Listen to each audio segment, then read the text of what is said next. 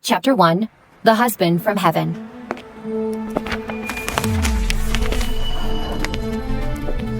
You're already married. Why are you here to register again? Don't you realize it is a crime to be a bigamist? Keira Olsen, startled, stepped out of the Civil Affairs Bureau, holding a just-printed marriage certificate. The man who had accompanied her here to register looked at the stunning woman and lamented. Miss Olsen, you're already married. Why did you hire me for a sham wedding? After saying that the deposit was non-refundable, he left in a hurry. Keira bit her lip, still reeling from the shock. She'd never even had a boyfriend. How could she possibly be married? She lowered her head to look at the printout in her hands. In the certificate photo, the girl appeared a bit constrained, with a forced smile. The mole on the corner of her eye proved that it was indeed her. As for the man, he had heavy features and a prominent nose. His thin lips curved into a faint smile as he stared into the camera lens intently, as if they were piercing through the paper. His misery and commanding presence couldn't be concealed, even in a black and white photo. She then looked at his name, Lewis Horton. She was certain she never met this man. What on earth was going on? Keira took out her phone, snapped a picture of the certificate, opened WhatsApp, and sent it to a contact with a black avatar. Help me figure out who this is. She got an instant reply. Got it. Only then did Keira momentarily set aside her confusion. She climbed onto her old electric scooter and slowly rode into an upscale villa area, returning to the Olsen family. Today was her older sister, Keira Olsen's big day. Her future husband was coming over for the betrothal. The house was brilliantly decorated, with servants busying about in an orderly fashion. A few temp workers had also been hired for the occasion. Keira parked her scooter in a corner and heard the chatter of the temp workers and servants she passed by. Who is she? She's so pretty. Shush. She's the illegitimate daughter that the boss doesn't acknowledge. Her mom was the mistress. When Mrs. Olsen was about to give birth, she showed up heavily pregnant, demanding rights, and they both delivered on the same day. That old man has got balls. She had made up all sorts of excuses and not left the house. At least Miss Keira knows her place. She moved out in junior high and hasn't been back for many years. I wonder, what brings her here today? Keira kept her gaze lowered, pretending not to hear their talk, and walked into the living room. Her mother, Poppy Hill, was waiting at the door. The woman, still elegant at such an age, anxiously pulled her upstairs as soon as she entered the house. Come with me to see your sister. By the way, did you get the marriage certificate? There was no emotion in Keira's voice. Yes. It was technically true, even though the groom was someone else. That's good. You have to remember your place. Jake Horton is your sister's fiancé. He's from a high-ranking noble family, something an illegitimate child like you could never hope for. Only your sister is worthy of him. Hearing these words, a touch of mockery flashed in Keira's eyes. Jake Horton, the legitimate grandson of the first branch of Oceanian's preeminent Horton family, pursued her for 4 years in college, only to propose to Keira on graduation day. Upon learning about the proposal, Poppy demanded Keira to immediately find someone else to marry, extinguishing any potential between her and Jake. That's how it had always been.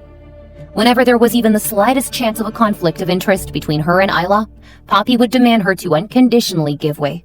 Because she was the illegitimate daughter, her mere existence was a sin. As a child, she was brainwashed into believing that undergoing all those hardships was a natural thing. But now she was no longer oblivious. Keira's expression was solemn as she stressed each word. We agreed. This is the last time. Poppy was the culprit. She was the one who clung to the Olsen family day after day just to see her man. And she was the one who wanted to appease Keira. Keira wouldn't ruin her own life for Poppy's sake. Today's event was to repay Poppy for giving birth to her. After that, they were even. Poppy sounded annoyed. I heard you. In the middle of their conversation, they arrived at Isla's room. The pretty girl was like a princess in her stunning dress. She was sitting on the sofa selecting her jewelry, and the room was filled with the glamorous sparkle of gemstones. Keira, dressed simply, maintained her straight posture despite the contrast. Isla greeted her upon seeing her. Oh, Keira, what brings you here? Before Keira could answer, Poppy interjected. Keira got married today. Isla was surprised. So soon? Who's the guy? Is he better than Jake? Poppy said in a mocking tone. Of course not. There isn't a single person in all of Oceanian of higher standing than young Mr. Horton. Isla, do you really think she could find a decent suitor? The loser she married didn't even dare to come with her. He's afraid that his poverty-stricken appearance will offend your side. Isla asked with a hint of jealousy. How can that be? Keira's so pretty. Otherwise, Jake wouldn't have pursued her for 4 years. What's the use of being pretty? A shabby shoe will only match a ragged sock. Given her status, only the scum of society will marry her. Young Mr. Horton merely saw her as a toy and a passing amusement. Only you, Isla, with your status, are a match for young Mr. Horton. Keira frowned. The man in the photo, with his looks and presence, didn't seem to correspond with Poppy's description of a ghetto husband and scum at all. But she couldn't be bothered to refute these frivolous remarks. Right at that moment, Isla finished picking out her jewelry. She wanted to put on her heels, but found it difficult to bend over due to the tight-fitting dress. Isla gave Keira a smile. Immediately, Poppy pushed Keira. Useless girl, always so oblivious. Your sister is having trouble. Now, go on and help her put on her shoes. Keira was speechless. It was always like this.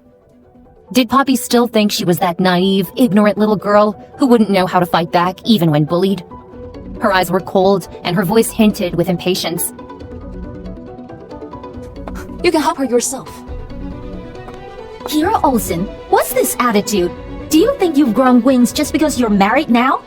Your husband is nothing more than a freeloader. In the end, you still need to rely on the Olsen family. Poppy raised her voice. If you don't make peace with your sister now, there will come a day when you and your husband will come begging her for help. Besides, the Olsen family raised you, so you should be serving the family like a servant. At that moment, a tall figure appeared at the door. It was their father, Taylor Olsen. The man frowned. The distinguished guest is about to arrive. And you're arguing here? Isla remained silent, playing innocent. Poppy, however, played the victim. It's all because of this cursed girl. She's looking down on her mother just because she got married today. Taylor fixed his gaze on Keira. You got married? Why didn't you let us help introduce someone decent to you? Where's the marriage certificate? Let me see. Faced with this estranged father's so-called concern, Keira hesitated for a moment before fishing out the printout from her bag. However, the very next second, it was snatched away by Poppy. Let me see what kind of loser you married. Isla asked curiously. Dad, who's coming that's got you so nervous? Upon thinking of the guest, Taylor instantly brightened up. He excitedly announced. It's Lewis Horton. Keira was immediately taken aback. Who? Chapter 2. Husband. Isla looked confused. Huh? Who's Lewis Horton? Is he really important? Keira was also curious and listened. She had some connections in Oceanian, but she had never heard that name. Taylor said, It's normal for you not to know him because he's a mystery. Even I have never met him. He is Jake Horton's young uncle. He's only 28 years old and is now the real power holder in the Horton family. Poppy gasped. Ooh, doesn't that make him a better match for Isla than Jake? The one in power is much better than any legitimate grandson of the first branch. Taylor snapped. Nonsense. Mr. Horton is married. Keira narrowed her eyes. Married? If he really was the man in the marriage certificate, then it would seem that Lewis should know what's going on. Poppy seemed disappointed. Who's his wife? She's even luckier than Isla. Keira quickly looked at Taylor and heard him say, I don't know. It is said that he and his wife are not fond of social engagements. Taylor frowned in deep thought. I'm not sure why he suddenly decided to come here today. The Horton family is the top family in Oceanian, and the one in control has a very prestigious status. The Olsen family is just slightly above average in terms of wealth. This marriage was viewed as Isla marrying up. It was impressive enough if the one in power could attend the wedding. Why would he personally show up for the betrothal?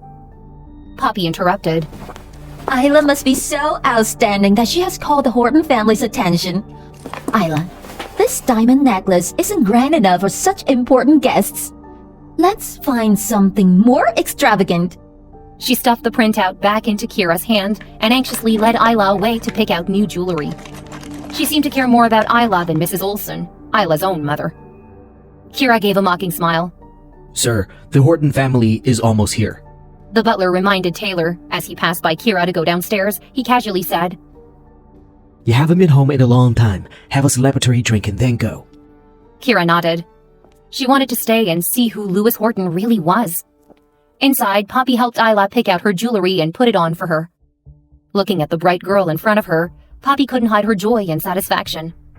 Over 20 years ago, if it hadn't been for Jody South, aka Mrs. Olsen, she would have married Taylor Olsen.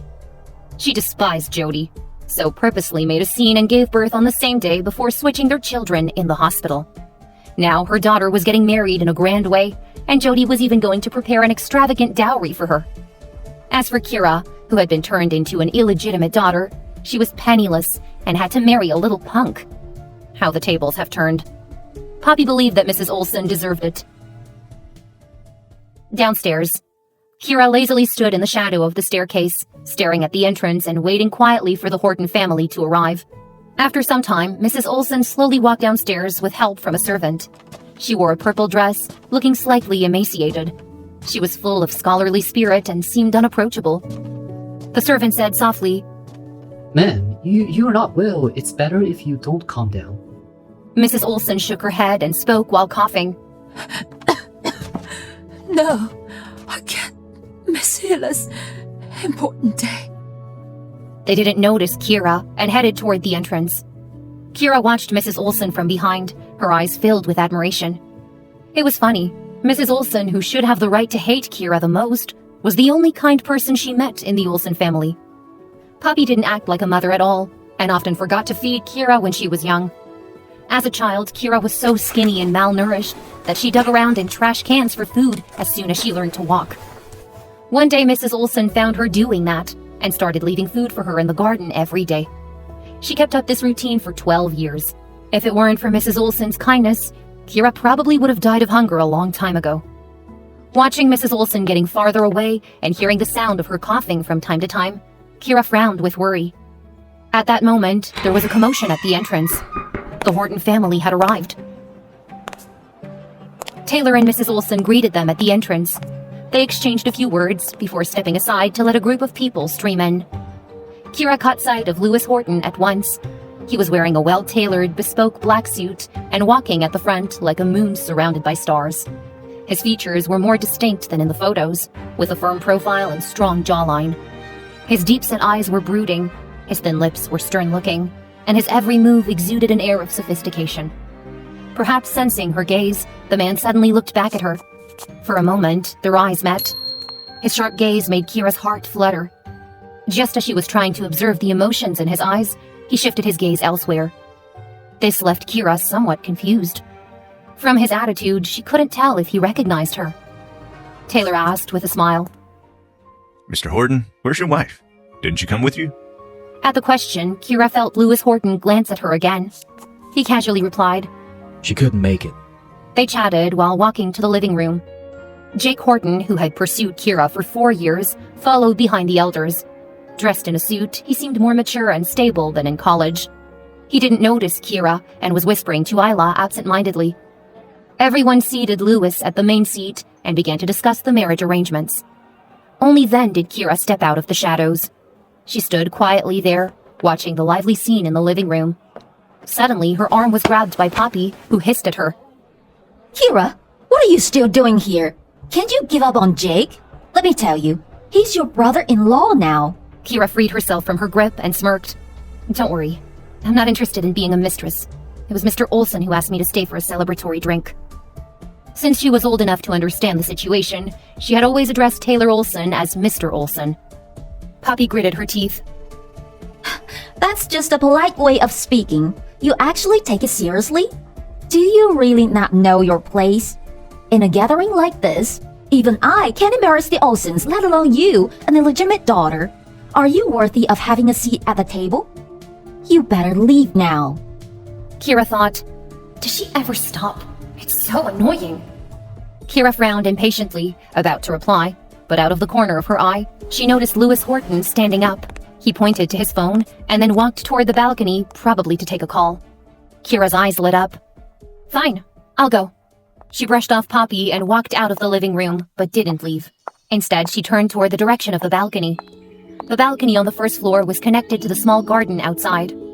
As Keira got closer, the man on the phone quickly hung up before fixing his ice-cold gaze on her. Keira paused. Meeting his dangerous gaze, she suddenly smiled and asked tentatively, "Honey?"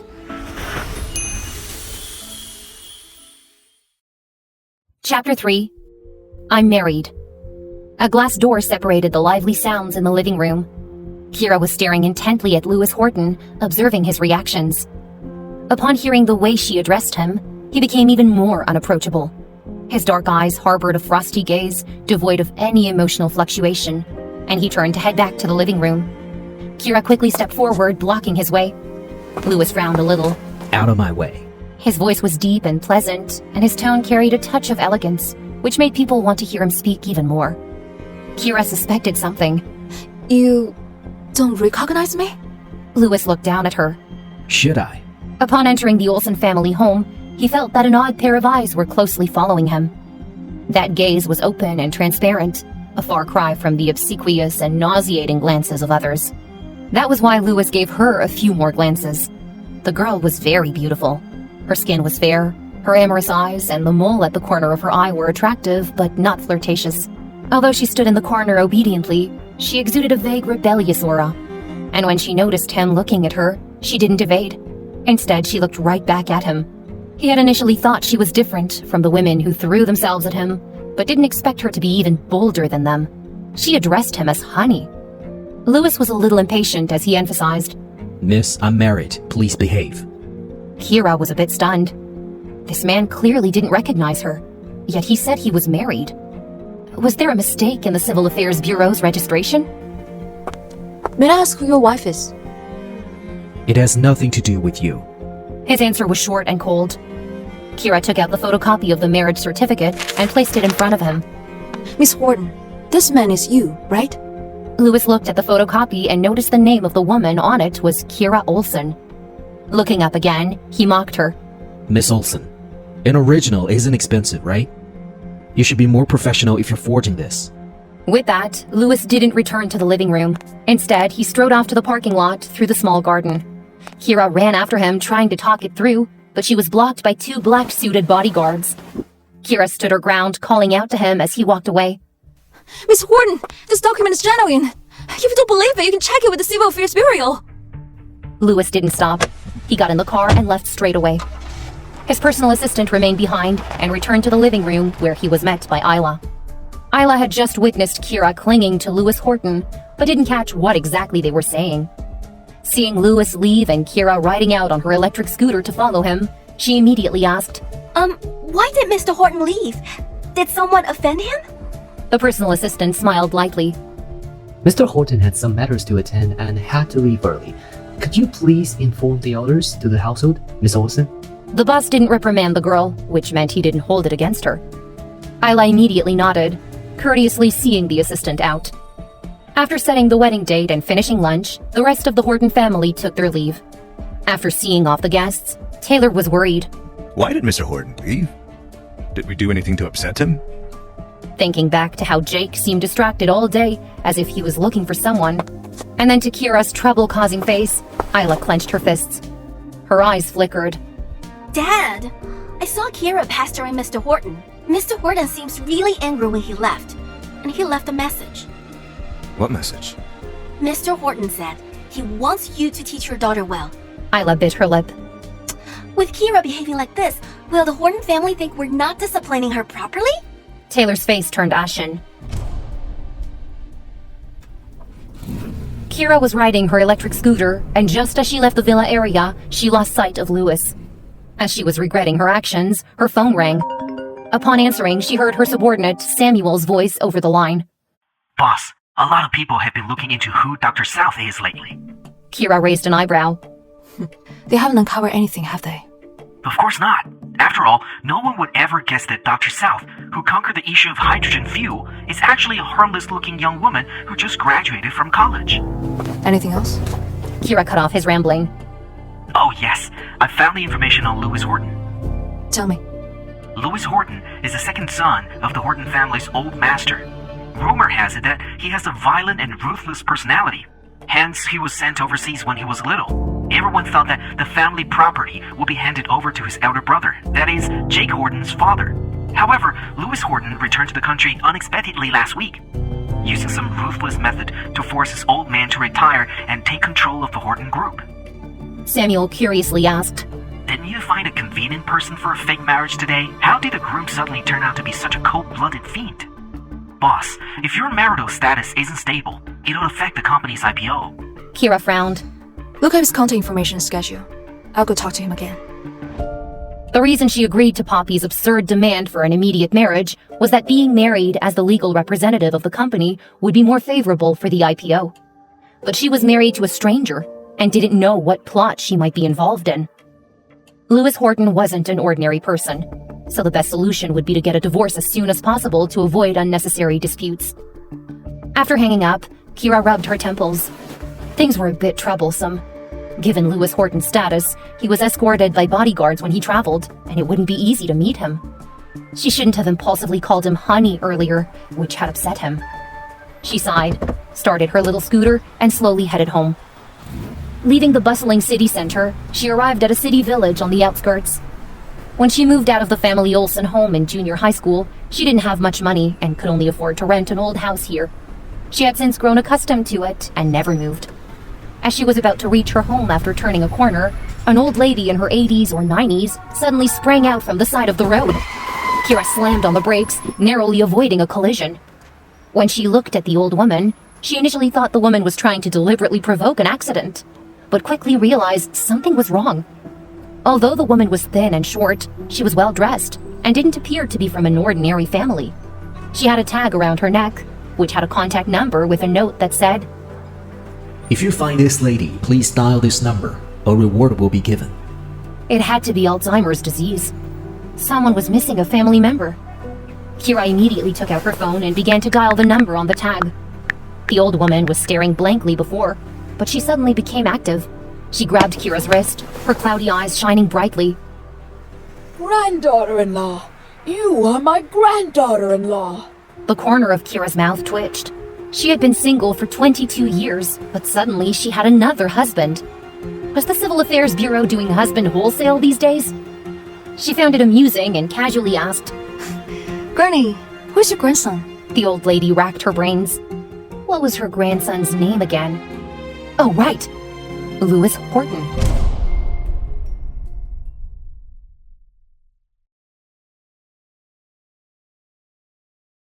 Chapter 4. Granddaughter-in-law. The old lady began. His name is Lewis? What's his surname? The name she had just recollected slipped out of her mind again. The old woman was somewhat anxious. Her mouth opened and closed repeatedly, yet she couldn't form the words.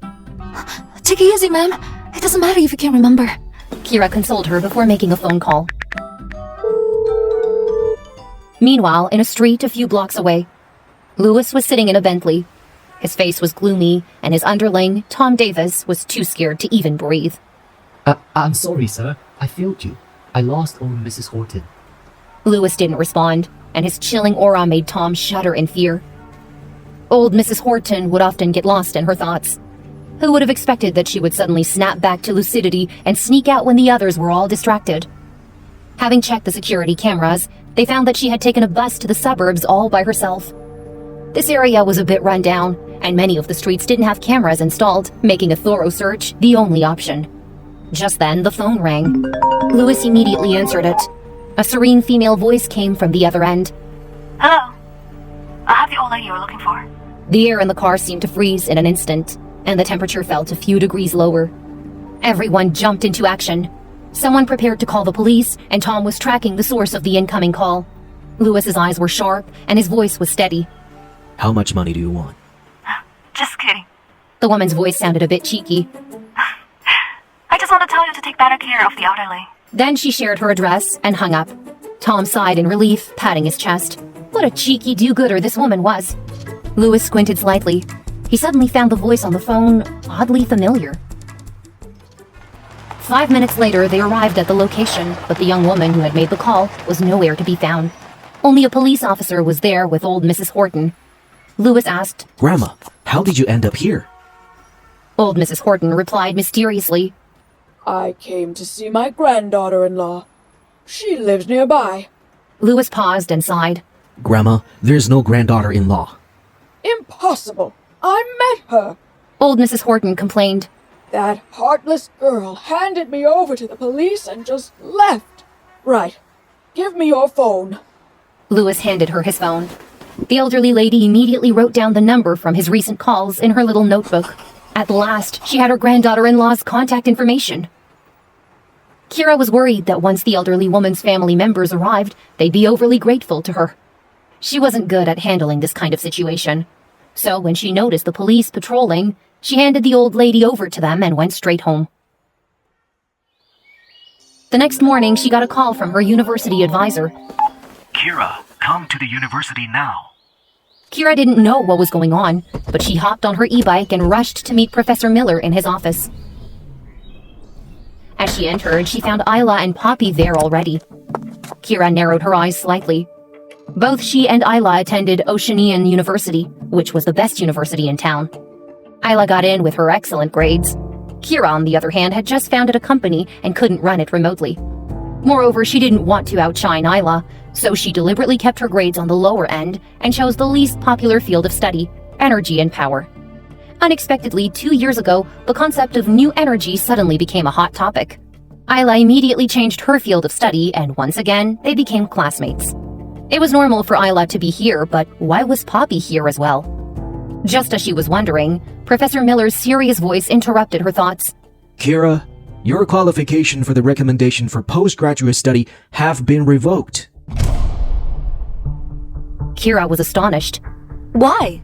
Your mother says your conduct and background are inappropriate and not compatible with the requirements for advanced level students. Professor Miller frowned. Is there a misunderstanding between your mother and you? You should apologize to her as soon as possible.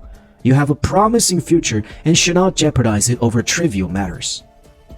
Isla sighed when she heard this. Professor Miller, I'm sure Kira's mother has her best interests at heart. She looked at Keira. You offended Mr. Horton, and he made it clear that he wants you to disappear from Oceanian. It took Keira a while to understand that by Mr. Horton, Isla was referring to Louis Horton. But all she did was talk to him briefly, and anyway, he didn't seem angry when he left the day before. Was he that petty? On the other hand, Isla was known to lie impassively. As Keira was considering this, Isla walked up to her and said, Keira, this is a plane ticket that our dad bought for you. He said you should go overseas to avoid trouble. If not, even the Olsen family wouldn't be able to protect you. Kira's eyes flashed with scorn. How nice. Avoid trouble. The Olsen family was just afraid that she would get them in trouble. She glanced at the destination on the ticket. It was Argentina, the country furthest away from Keira. How much were they hoping that she would never come back? She pushed the ticket back and said coldly, Don't bother. Seeing her refusal, Isla took out a bank card and sounded quite sincere. Are you worried about living abroad? Oh, here's $6,000. It's for your living expenses, coming out of my own pocket. I only have this much in savings right now. Take it. If it's not enough, I'll give you more after I get my allowance. Miss Keira Olsen, a daughter of the prestigious Olsen family, only has $6,000? Keira found this amusing, but Poppy snatched the bank card from Isla's hand. Isla, what are you doing? The Olsen family is already merciful enough to buy her an air ticket. She looked at Keira and ordered, You need to pack your things and leave the country right away. I've already worked on your university with Joel. Keira looked at her. Who gave you the right to make decisions for me? Because I am your mother. Besides, with your academic performance, further study is just a waste of time. You might even struggle to graduate. It's better to start working abroad and earn money sooner. Professor Miller immediately retorted, Ma'am, you've been mistaken. Keira has a solid academic foundation during her time at the college. His words were cut short by Poppy. Professor, you don't have to defend her. I know her better than anyone else. Isn't she pursuing further postgraduate studies just because Isla is? Why doesn't she get real and see who she is? How dare she compare herself with Isla?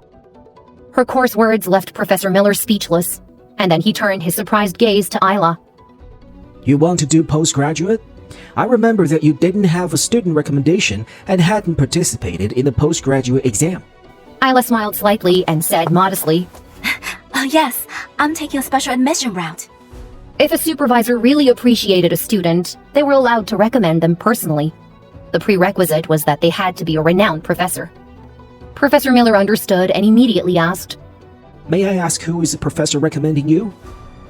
Isla assumed a humble demeanor. It's Dr. South.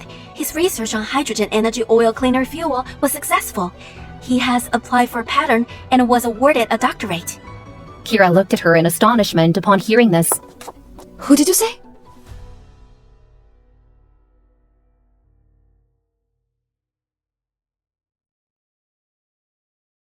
Chapter 5. Figured it out. Dr. South? Keira thought. Why didn't I know that I was to recruit Isla? Professor Miller also exclaimed. You know Dr. South? Isla gave a slight smile. It's such a coincidence. My mom helped Dr. South get through school back in the day, so after Dr. South succeeded, he found my family and said my mom was his lifesaver. For the past few years, he has been providing technical support to our company. He wouldn't refuse any of my requests. Keira raised her eyebrows slightly. When she was young in the Olsen family, she relied on Mrs. Olsen's care to grow up. Therefore, after she had her own career, she contacted Mrs. Olsen under the name Dr. South and invented that story so that she could have a reason to repay Mrs. Olsen's kindness. For the past few years, she had been helping Mrs. Olsen's companies with any technical issues for free. But when did she become so compliant with Isla's requests? That was such an exaggeration. However, Professor Miller believed Isla. Where is Dr. South teaching now? Isla replied. I promised the dean that I would invite Dr. South to teach at our university. That's great. Professor Miller was overjoyed and looked at Keira. Keira, your research direction is the same as Dr. South's. When the time comes, I'll introduce you to him. If Dr. South is willing to speak to you, there might still be hope for your postgraduate recommendation. Isla pretended to be worried. Professor Miller, are you sure? The Hortons family is the richest family in Oceania, and they allocate a lot of research funds to our university every year. Professor Miller didn't take this seriously. Dr. South is in high demand now. I heard that foreign universities like Hedon University and Oxford have all sent him invitations, and many businesses want to invest in him. If Dr. South is willing to step up, the university will definitely choose Dr. South. Isla feigned a sigh. But Dr. South is doing this for my mother's sake. If it were for me, he would definitely help us. But Keira is my father's illegitimate daughter and stands in opposition to my mom. Keira, should I ask Dr. South for you? Keira said. Don't bother. She found Isla like a clown. Keira smiled slightly and said to Professor Miller, Professor Miller, don't bother. As you know, I never wanted to do postgraduate studies. Professor Miller was surprised and he felt sorry for Keira. He was the one who discovered Keira's talent in the major, and with that, he insisted that she got a postgraduate recommendation. He didn't expect things to reach this point. Tears welled up in his eyes. Then I'll write you a job reference. Poppy sneered. Don't waste your efforts. She offended Mr. Horton, and she still wants to find a job in Oceanian? She must be dreaming. Professor Miller was indignant. I don't believe that anyone can really do whatever they want in Oceanian. If you really can find a job, come and be my teaching assistant. I'll hire you. A warm feeling surged in Keira's chest. She explained. Professor, there's just a misunderstanding between me and Mr. Horton. Everything will be fine after we clear that up. You don't need to worry. Professor Miller sighed. If you can clear up the misunderstanding, come back and be my student again. Keira looked at the ardent expectation on her teacher's eyes and spoke softly. Sure, I'll come back. It would be nice to be a tutor at the University of Oceanian. However, Isla clenched her fists. She didn't understand. She was an excellent student. But why did Professor Miller only value Keira, who was just an average student? Was this old man also mesmerized by Kira's pretty face? Isla was furious, but she glanced at Poppy, then suddenly said, Keira, are you going to bother Mr. Horton again? He's already married. It's not right for you to do this. Poppy was indeed consumed by anger. The sound of a slap echoed in the office. Kira's cheek was stinging. She couldn't believe that Poppy would suddenly slap her in front of Professor Miller. Poppy showed no guilt at all. She pointed at Kira's nose and cursed. You ungrateful wretch! After a few years, I see you've forgotten the rules of the house. Apologize to your sister right now. Promise that you never see the Hortons again. The warmth in Kira's eyes slowly faded, leaving only coldness. It seemed that Poppy didn't take her seriously when she talked about the last time the other day. She still treated Keira as the ignorant girl who used to obey everything and respected Isla. Keira thought, If she can be reasoned with, don't blame me for being ruthless. Isla was watching from the side, and a sense of satisfaction arose from the bottom of her heart. When they were little, Keira would cringe in front of her. She never retaliated when scolded or fought back when beaten. After Keira moved out, they met again in college. Keira still looked poor, but she was no longer obedient. Isla thought, It seems that she hasn't been beaten for years and has forgotten her place. Let Poppy teach her a lesson today. Isla was still thinking about this when she saw Keira slowly come over to her, presumably to apologize. Isla smiled, but something unexpected happened at the next moment. Keira suddenly raised her head and slapped each of Isla's cheeks in turn. Isla was stunned and befuddled by the sudden assault. Poppy yelled and rushed over. Keira Olsen, how dare you! Keira suddenly turned around. Her eyes were filled with a chilling look. She looked like a demon who had crawled up from hell, exuding an aura of bloodthirst. Poppy was frightened by her demeanor and froze in shock. What are you going to do? You ungrateful wretch! I'm your mother! Are you actually going to raise your hand against me? You unfilial beast! You are a heartless mother, so don't blame me for being unfilial. Kira's voice was cold, and she stretched each word. Stop casting judgment on my life. Otherwise, whatever you do to me, I'll make Isla suffer double the amount. She turned away from them and bowed deeply to Professor Miller. Thank you for looking after me over these 4 years. I'll be back. Having said this, she turned around without hesitation and left. It wasn't until Keira left the room that Poppy came back to her senses. She quickly rushed to Isla's side. Isla, are you okay? How dare that bitch hit you? That's outrageous! Isla touched her swollen cheeks, her body trembling with anger, but she calmly asked, Where did she get the courage to do this? Poppy was stunned. Does Mr. Horton really take a liking to her? That's impossible. She's married. How can Mr. Horton like damaged goods? Isla felt the same. But thinking about Kira's enchantingly beautiful face, Isla suddenly felt unsure. Professor Miller was shocked by everything that had happened. He looked at Poppy incredulously. When he heard her foul language, he couldn't help but wonder, Is she really Kira's mother, not Isla's? He didn't know if it was just his imagination, but Professor Miller suddenly felt that the two women in front of him looked somewhat alike. Just as Keira walked out of the school gate, Samuel called, Boss, I figured it out. I know why Louis claimed to be married, but doesn't know who you are. Chapter 6. Fine Granddaughter-in-Law. The school entrance bustled with people, their faces full of life and vitality. Keira walked beside her electric scooter, her lonely presence standing out among the crowd. She licked the swollen corner of her mouth with her tongue, her voice raspy. Speak. The Horton family appears prestigious, but their inner strife has been intense over the years. The old man favors the eldest son's family, intending to hand over the family business to the first branch. As the youngest son, Louis Horton has been constantly suppressed. A few years ago, the old man arranged several untrustworthy individuals for Louis to marry. The conflict was heated to the breaking point, until Louis announced he had married a woman from an ordinary family, stopping further marital arrangements.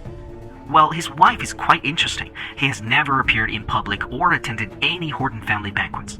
So to sum it up, the truth is, Samuel intended to create suspense, but Keira had already come to a realization.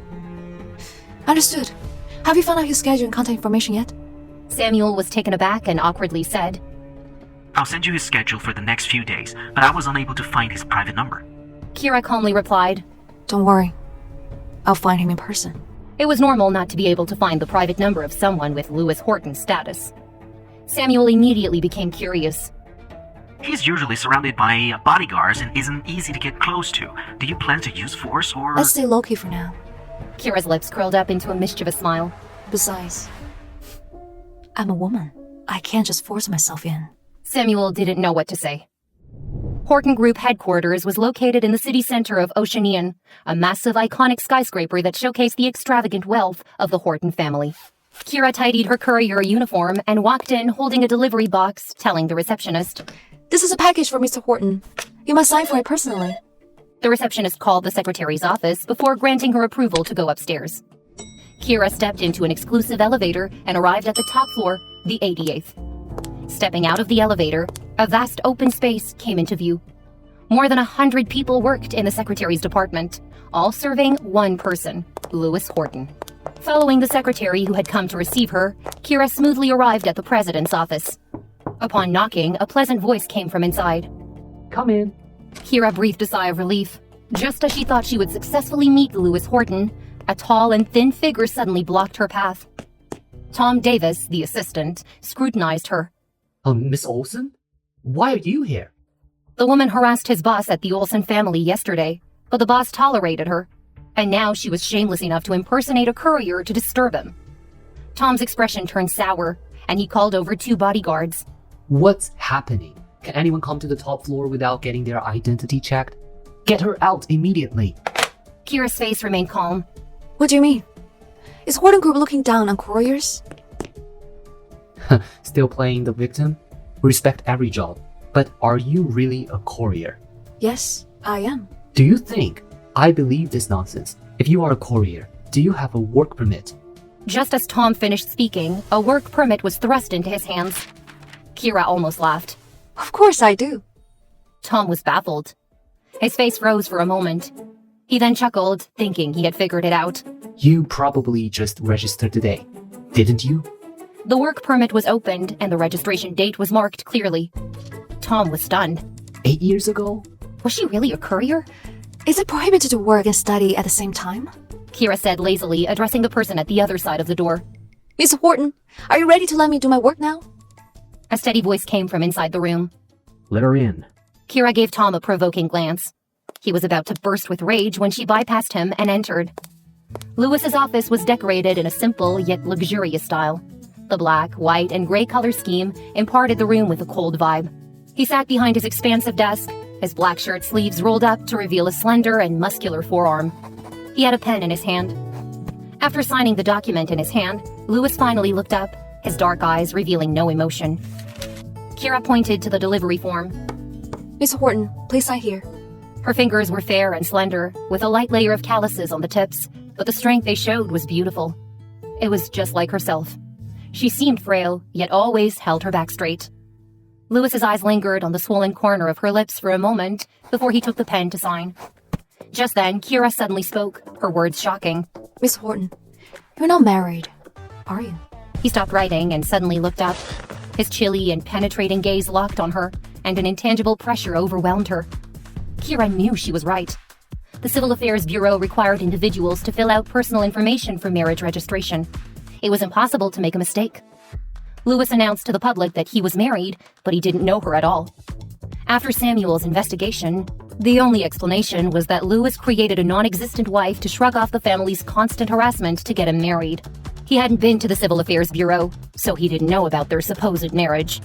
Keira said seriously, Miss Horton, I know my words may sound absurd, but we truly are married.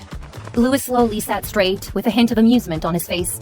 Miss Olsen, don't waste your energy. Even if I weren't married, I wouldn't marry you just to spite Jake. Keira paused momentarily.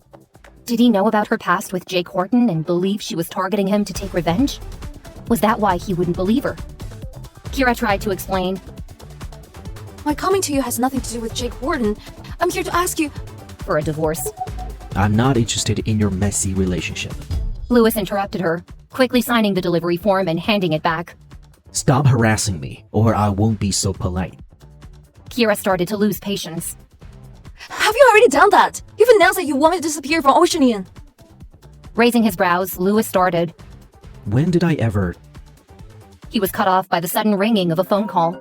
It was the special ringtone designated for his grandmother. He picked it up immediately, and the voice at the other end of the line was that of the caregiver. Mr. Horton, Mrs. Horton has gone missing again. Lewis jumped to his feet and rushed toward the door. Keira wanted to follow him and clarify things further, but was stopped by Tom. Miss Olsen, I suggest you stop here. Keira let out a sigh. Escorted out of the Horton group, she returned home at an unhurried pace. Just as she was about to enter her home, she glanced back and saw the old lady she had encountered once before. She was trailing closely behind her. Keira was dumbfounded. Just as she was about to speak, the old lady suddenly grabbed her wrist. My granddaughter-in-law, you won't leave me behind again. Chapter 7. Louis is too generous. Keira decorated the place she rented in a neat and cozy way. She watched as the elderly woman sitting at the table drinking her third glass of water and said seriously, I really am not your granddaughter-in-law. Yes, you are. The old lady was very stubborn. She held her glass and gulped down another glass of water. Keira knew it was impossible to convince her, so she took out her phone and dialed that number from last time. Hello. The call was answered right away. Hello. Keira faintly recognized the man's voice and was about to say something when the old woman snatched the phone from her. Meanwhile, Louis was leading a group of people searching for the old lady nearby. He seemed calm, but deep down, he was somewhat anxious. His grandmother not only had Alzheimer's, but at 87 years old, every organ in her body was beginning to decline, and her life could be in danger at any moment. The moment the phone rang, he picked it up immediately. Then he heard his grandmother's vigorous voice. Little brat, don't come pick me up. I'm with my granddaughter-in-law. Granddaughter-in-law? The phone number was that of the girl from last time. So his grandmother was with her again now? Louis's face darkened as he asked, Where are you? I won't tell you. Do you think I can't find you that way? I forbid you from looking for me or sending anyone after me. Louis rubbed his forehead and asked the attending physician in a low voice, Can we bring old Mrs. Horton back by force? The doctor shook his head and replied in a low voice, Old Mrs. Horton should not be subjected to any stress right now. It's best to go along with her intentions. Besides, that girl last time doesn't seem to be a bad person. Louis clenched his jaw and coaxed softly into the phone. Grandma, I have to deliver your medicine. Don't bother. I brought my medicine with me. Don't worry. Just wait while I bring my granddaughter-in-law home. After saying this, the old woman hung up. Done. She gave the phone back to Keira. Keira was speechless. What kind of irresponsible family members were they? How could they just leave the elderly woman with a stranger? Just as she was about to call back, she received a WhatsApp notification. Someone had sent her a friend request using her phone number. The message read, Grandson of the old lady. Keira accepted the friend request and saved his name in her contacts as Grandson. Grandson soon sent a message. Could you please take care of my grandmother for a while? She hasn't been well recently and can't be stressed. Keira snorted and typed on her phone in an indifferent manner. I can't. I don't run a charity. Before she could finish typing, she suddenly heard a noise coming from the kitchen. She quickly walked over to find the old lady boiling eggs. Keira casually asked, Are you hungry? Some eggs won't be enough. No. The old lady turned around. Her wrinkled face had a kind smile on it. Sweetheart, applying an egg to your face can reduce swelling. Keira was stunned. Perhaps she hadn't noticed it herself. Since she was hit by her biological mother today, she seemed unaffected, but in fact, she had assumed a detached demeanor that distanced her from the world. The old lady's words just now touched Keira, and a hint of warmth appeared in her eyes.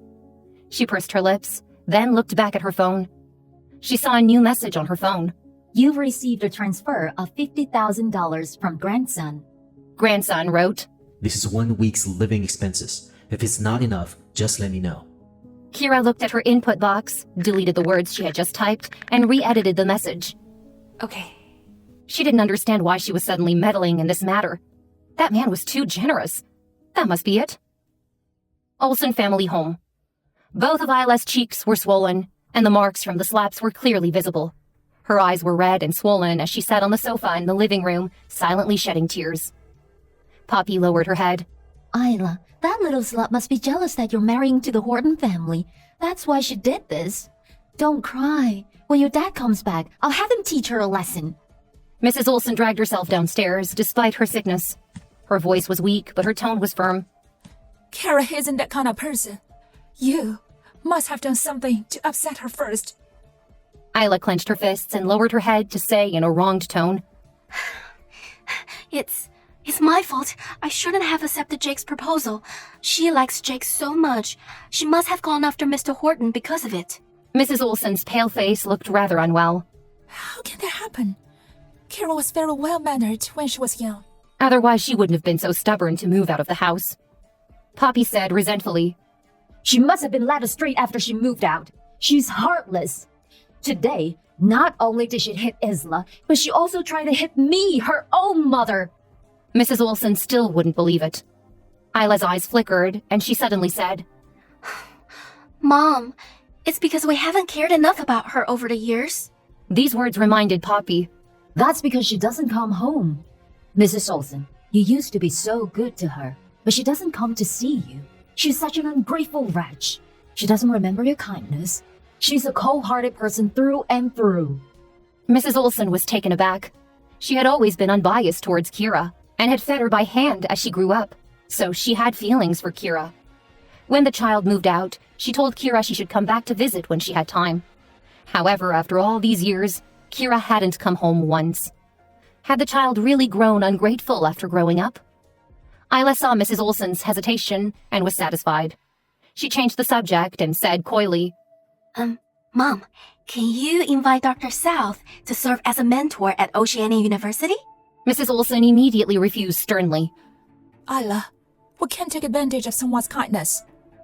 Besides, Dr. South has done more than enough for our family business over the years. Isla wasn't surprised by her words and smiled. Mom, that's not what I mean. Oceania University is the best university around here. Maybe Dr. South wants to go there too. We could take the chance to help him build a relationship with the school, which would also be a way of repaying Dr. South for all his years of help. Mrs. Olsen found the argument reasonable and opened WhatsApp on her phone. Then I'll ask him. Isla sat next to Mrs. Olsen and blinked. Dr. South has done so much for our family, and his debt has been repaid long ago. Shouldn't our family host a dinner in his honor? Would it be better to ask him in person then? Dr. South has always been obliging to Mrs. Olsen. Isla believed that when he came, she could propose that she wanted to be his postgraduate student. Dr. South would certainly not refuse. Mrs. Olsen was convinced and sent Dr. South a message on WhatsApp. South, do you have time to come by the house? When Keira saw the message, her heart skipped a beat. Why would Mrs. Olsen suddenly ask to see her? Was it because her health was deteriorating? Thinking of Mrs. Olsen's cough, Keira got up. I'm free. Should I come now? Chapter 8. He needs her help. Keira clenched her jaw, feeling utterly anxious. Just as she was about to leave, Mrs. Olsen sent her a WhatsApp message. There's no rush. Are you working this Saturday? I'd like to buy you lunch. Only then did Keira understand that her concern had made her anxious. Lunch at the Olsens? A bitter smile crept onto her lips. 10 years ago, when she moved out of the Olsen residence, she went back the first weekend. She entered the backyard and watched through the glass window as Mrs. Olsen, Isla, and Taylor Olsen laughed and chatted. The joyous smile on Mrs. Olsen's face was one she'd never seen before. Poppy said, Do you see that? Without you around, they are a real family of 3. If you really care about Mrs. Olsen, you should stay away from her. Eventually, Keira left quietly. She only returned on Mrs. Olsen's birthday each year, leaving a small gift at the doorstep. After so many years, it was probably time to see her again, right? Keira responded to the message. I should be the one buying. Let's meet this Saturday at 6 p.m. See you there. She sent over the location of a restaurant. Visiting the Olsen house could cause unnecessary disputes. It would be better to meet outside, where she could have a quiet chat with Mrs. Olsen and check on her health. Mrs. Olsen said, All right. See you then. After ending the chat with Mrs. Olsen, Keira saw several new messages from grandson. As my grandmother ages, she's becoming more like a child with a hot temperament. You need a lot of patience. She has trouble sleeping. Her nights are restless. She needs to take 2 blue pills a day, 1 in the morning and 1 at night. There were 5 messages in total. The last one read, The above is forwarded from our family doctor's instructions. I'm grateful for your help. If Granny doesn't feel well, please contact me immediately. Upon reading this, Keira quietly entered the bedroom and sent a short video to grandson. Not far down the street, 2 vehicles were parked discreetly. The first minivan was fully equipped and looked like a small suite. Louis was dressed in a black suit and was sitting on the couch working on his computer. Old Mrs. Horton's family doctor sat in the corner, his face stern, ready for any emergencies. Changing her environment could disrupt old Mrs. Horton's sleep, which was crucial for her frail body. Even slight negligence could risk her life. The car at the back was loaded with emergency equipment, ready to leap into action if something happened, as they were close to Mrs. Horton's location. Louis was lost in these thoughts when his phone buzzed with a new WhatsApp message. Upon checking it, his usually impassive face looked a little surprised. The family doctor immediately asked, Did something happen to Mrs. Horton? Louis pressed his lips together and showed him the video. It depicted old Mrs. Horton sleeping soundly in a bed with a floral sheet. She was even snoring a little. It was only 9 o'clock in the evening. Usually they would be grateful if Mrs. Horton could fall asleep before 1 in the morning. The family doctor looked astonished. Mrs. Horton behaves differently around this young lady. If she can always stay with Mrs. Horton, I believe Mrs. Horton's health will significantly improve. Having reached an advanced age, Mrs. Horton was physically weak, and sleep was a top priority. Louis clenched his jaw, his eyes brooding. The next day, before setting out, Keira bid the old lady, who looked well-rested after a long night of sleep, farewell. I've asked Samuel to keep you company. He'll be here soon. Okay. The little old lady nodded obediently. Granddaughter-in-law, where are you going? To meet someone. Who are you going to meet? Do you have to go? Yes. If she didn't go to see Louis Horton now, he would find out about their marriage when he goes to register his own marriage. But her company was waiting to go public, and Keira urgently needed the divorce. With a dramatic wave of her hand, the little old lady proclaimed, Then I'll have my grandson help you schedule a meeting. My grandson has a great deal of influence. Keira smiled. Granny, I'm afraid your grandson won't do. The Horton family was the wealthiest in Oceanian. Even though Granny's family was well off, could they possibly be wealthier than the Hortons? She rode her electric bike to the Horton group. Louis's schedule was quite monotonous. He was either working or commuting, with no leisure time at all. Before Keira could say anything at the front desk, the receptionist said, It's you again. Mr. Davis has made it clear Mr. Horton isn't expecting any parcels today. You are not allowed upstairs. Keira replied. I'm not here to deliver a parcel. The receptionist interrupted her impatiently. Then do you have an appointment? Without one, you can't go up.